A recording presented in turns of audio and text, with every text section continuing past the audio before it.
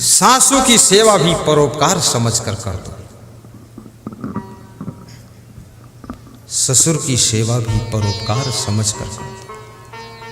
जो कमजोर है समाज में, अशक्त हैं, जिनका शरीर बूढ़ा हो गया है,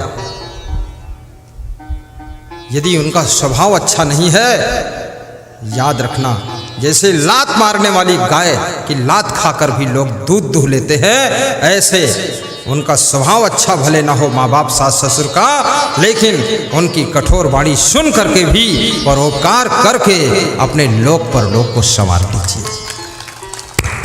माँ बाप की सेवा की करो। कभी कभी अपने पिताजी के सामने 10-20 हजार रुपये रख दिया करो, लो पिताजी जरूरत हो वहाँ खर्च कर दो, तो वे कहेंगे मुझे कोई जरूरत नहीं, तुम ले जाओ, तो तुरंत उठा लो, ले आओ। रख दो, कम से कम दिखा दो नोटों की गड्डी। मैं अपने गुरु के सामने कभी कभी रख देता हूँ नई गड्डियाँ, लो। तो गुरु जी कहते हैं हमें नई ज़रूरत है, तुम ले जाओ। हमने कहा उठा लो, तुरंत ले जाओ। दिखा दो, उनकी दृष्टि पड़ जाए, खुश हो जाए, गुरु देख ले कि हमारे भक्त के पास, शिष्य के पास, पुत्र के पास कुछ कमी नहीं है, उनका दिल गदगद हो जाएगा। अब बुढ़ापे में उनको क्या चाहिए? अच्छा घर बनाइए, अच्छे कमरे बनाइए, अच्छा बेड डालिए, और माता पिता को, अपने गुरु को, सास ससुर को अच्छे कमरे में रखो, अच्छे बेड पर रखो, कचरा गंज में मत लेटाओ। हमारे गुरु जी जिस कमरे में सोते थे, मेरे पड़ोसी उनका कमरा था, वो 9.5 फीट चौड़ा और 10 फीट लंबा था। मेरा कमरा भी 9.5 फीट चौड़ा 12 फीट लंबा था। तो हमने कहा गुरु से मेरा कमरा लंबा क्यों है, बराबर होना चाहिए या छोटा होना चाहिए? तो गुरु जी ने कहा कि आपको लगता है कि कमरा ठीक नहीं है, तो आप इससे अच्छा बना दो। तो मैंने कहा ठीक है, बना देंगे। तो गुरु के लिए बना दिया 22 कमरे का आश्रम, सभी संत उसमें सोते हैं, और गुरु ऐसे रहता है जैसे स्वर्ग में भी ऐसा कमरा ना हो, टॉप का कमरा। समस्तीपुर के वैज्ञानिक डॉक्टर हरिश्चंद्र फोन किया कि मैं कोई सेवा करना चाहता हूँ। मैंने कहा मेरे गुरु के लिए गद्दा ला दो। बोले कितने का मिलेगा? हमने कहा 2-4 हज़ार का मिल जाएगा। बोले नहीं, सबसे अच्छा लाओ। तो मैं एक साधु को भेजा, 11,000 का गद्दा लाया। गद्दा बिछाया तो मेरा गुरु जब लेटा तो गुरु बोला अरे गद्दा क्या है, ये तो पूरा मसनद है, मस्त आ गया। हाँ, अपने बूढ़े माँ बाप को अच्छे गद्दे पर भी सुनाओ, और क्या करोगे तुम? जिन्होंने तुमको जन्म दिया, पालन पोषण किया, घर दिया, जगह दिया, जमीन दिया, सामान दिया, सम्मान दिया, और तुमको कहा कि तुम मेरे पुत्र हो, उनके लिए व्यवस्था की कमी मत रखो। और जिस बेटी को उन्होंने बहू मान लिया और बहू मान करके अपने घर की मालकिन बना दिया, उस बहू को चाहिए कि अपनी सासू के रोज पैर छू लिया करो, सासू से नाराज ना हुआ करो।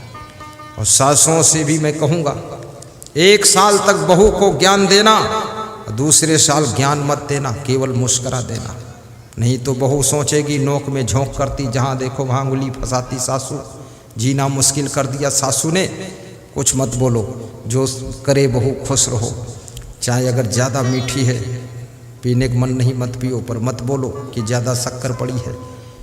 फीकी है चाहे ये भी मत कहो फीकी है, पीना है पी लो, नहीं पीना मत पियो। बोले क्यों नहीं पिया? बोलो मन नहीं। बोले मन क्यों नहीं? बोले भूख नहीं। बोले भूख क्यों नहीं? बोले तबीयत ठीक नहीं। बोले तबीयत ठीक क्यों नहीं? बोले सो लेंगे, ठीक हो जाएगी।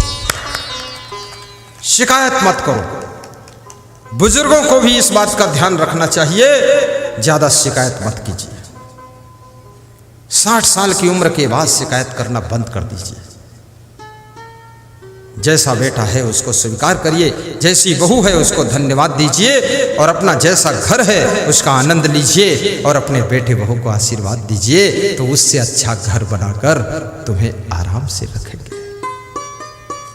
और ये भी याद रखना, माँ बाप को यदि खुश रखना चाहते हो तुम चाहे तो मेरे माँ बाप, मेरे सास ससुर लंबी उम्र तक जिंदगी जिए, तो बस एक काम करना, शराब मत पीना, जुआ मत खेलना, ताश मत खेलना, मांस मछली अंडा का त्याग कर देना, सात्विक सदाचारी भक्ति में जीवन जीना और उन्नति करना, धनवान बनो, महान बनो, गुणवान बनो, हर जगह यश यश तुम्हारा फैलना चाहिए। तो माँ बाप की उम्र 10 वर्ष बढ़ जाएगी। जब बेटे को सफल देखते हैं माँ बाप, गुणवान चरित्रवान देखते हैं बेटे को, बहू को, तो माँ बाप की खुशियाँ इतनी बढ़ती है कि खुशी बढ़ने के साथ साथ उनकी उम्र भी बढ़ जाती है।